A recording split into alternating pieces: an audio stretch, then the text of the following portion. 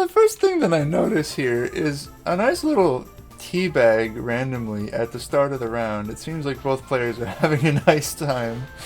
You know, at least they're being friendly with each other. It's nice to see a little bit of camaraderie at a tournament, even though it's a prestigious tournament like EVO Japan. We've seen a lot of Alice here.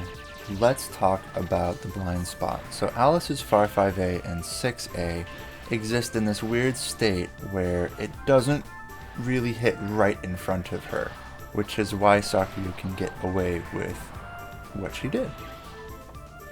Which is a really good way of dealing with Alice, is getting inside of her blind spot. So Alice has lots of setups that work pretty well. However, this one didn't limit, and trying to go for a bunch of setups is just going to get you smacked by Sakuya bullets. So let's talk about Sakuya's mirror. Let's talk about Sakuya's meter for a second. There are many things that you want to do with Sakuya's meter. It can be used as Okizeme tools primarily. However, you can also use it for damage conversion. But that was none of that. That was like a whiff or something. That feels kind of bad to watch. Because that's 4 cards. That would have done like 4,000 damage. That would have ended the round. And it just kind of whiffed.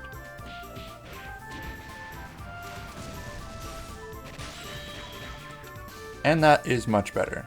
So Sakuya is starting Private Square. It's a little bit late to be starting that spell card. I can't imagine that he's going to be getting a whole bunch of use out of it. However, I'm interested to see what happens. So Fahim has opted for the jump into the air and fly away and try not to get hit. However, you don't want to keep flying because in Private Square, time is slowed down for you and not for Sakuya. Therefore, Sakuya is going to be able to comfortably react to anything you do, so you pretty much have to just jump up once and then block, and hope to God that you don't get air unblockable. This was a really nice weather change by Fahim. So what you do here is River Mist is on the clock. It's about to become Typhoon if you were to use a spell card. So what does Fahim use? He uses HOLLAND, which is a neutral card. Basically, it's a bunch of 4 lasers that just absolutely wrecks everything if you don't block. And what can't you do in Typhoon? Block. So it's a very good match. It's a very good pair.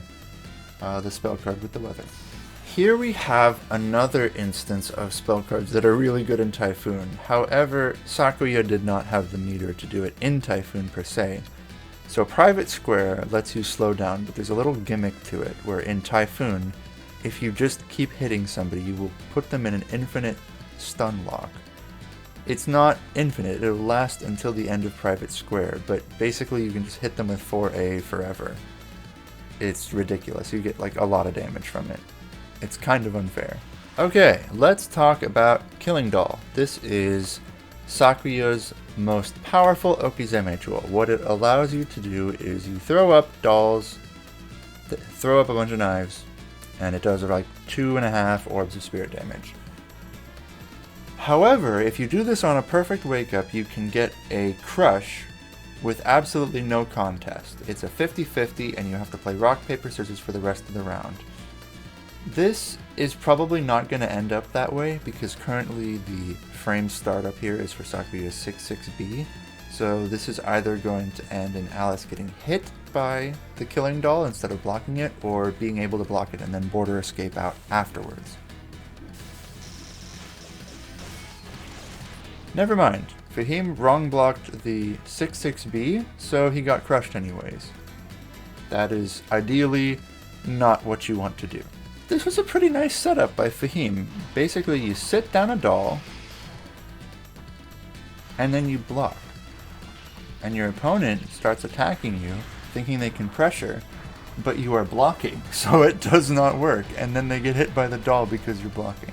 The only mistake he did is not realizing that the extra doll damage would become a limit before that one card could even come out, so he does end up wasting a card there, but it doesn't really matter. It's only one card.